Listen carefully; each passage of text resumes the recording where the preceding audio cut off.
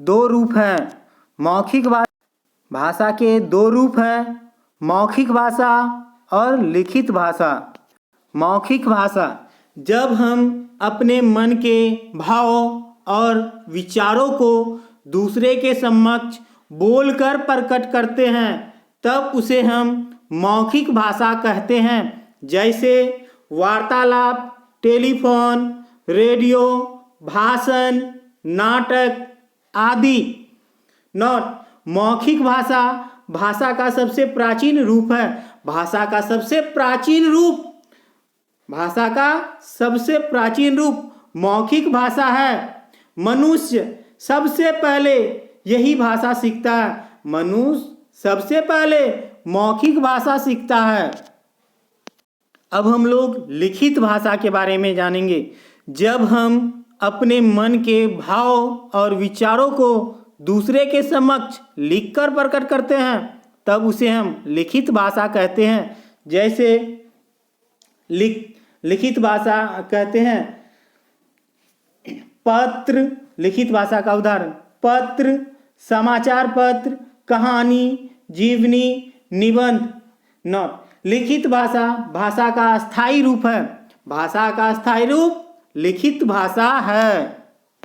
मातृभाषा, बच्चे जिस भाषा को अपने परिवार से सीखते हैं अर्थात अपनी माँ से सीखते हैं उसे हम मातृभाषा कहते हैं। राजभाषा, जिस भाषा का प्रयोग राजकीय कार्यालयों में कामकाज के रूप में किया जाता है वह राजभाषा कहलाती है। हिंदी भारत की ऐसी भाषा है जिसे यहाँ की अधिकतर जनता बोलती, समझती और प्रयोग करती है। इसलिए स्वतंत्र भारत के संविधान ने 14 सितंबर 1949 ईस्वी में इसे राजभाषा की गरिमा प्रदान की।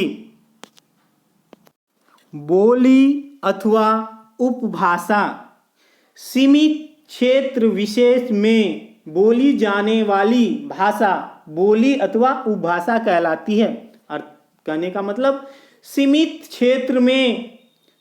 क्षेत्र में जिस भाषा का प्रयोग किया जाता है उसे हम बोली अथवा उपभाषा कहते हैं। हिंदी भाषा की प्रमुख बोलियां: पूर्वी हिंदी, पश्चिमी हिंदी, राजस्थानी हिंदी, बिहारी हिंदी, पहाड़ी हिंदी। ये हिंदी की प्रमुख बोलियां हैं।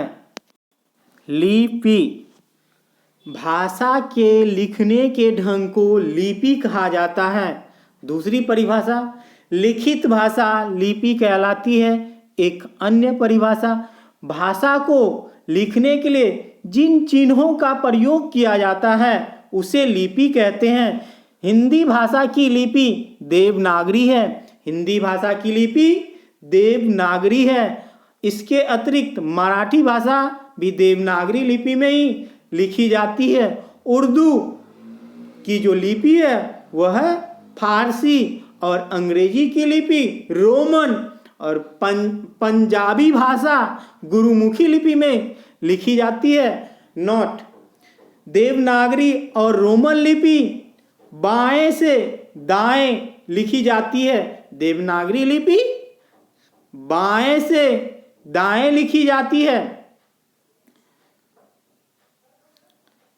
फारसी लिपि दाएं से बाएं लिखी जाती है और चीनी और जापानी लिपियां ऊपर से नीचे की ओर लिखी जाती है। प्यारे बच्चों, भाषा चैप्टर पूरा हो गया। अब हम लोग भाषा के बारे में महत्वपूर्ण बातें जानेंगे। सबसे पहले भाषा की विशेषताएं। प्रत्येक भाषा का जन्म विचारों को व्यक्त करने के लिए हुआ है। इस प्रकार भाषा यदि शरीर है तो विचार उसकी आत्मा। ध्वनि और लिपि प्रत्येक भाषा के अंग है। प्रत्येक भाषा के अंग ध्वनि और लिपि को कहा गया। संसार की सभी भाषा ध्वनियों द्वारा बोली जाती है और लिपि द्वारा लिखी जाती है। भाषा की लघुतम इकाई मतलब भाषा की छोटी इकाई वर्ण है तथा भाषा की लघुतम सार्थक इकाई शब्द है।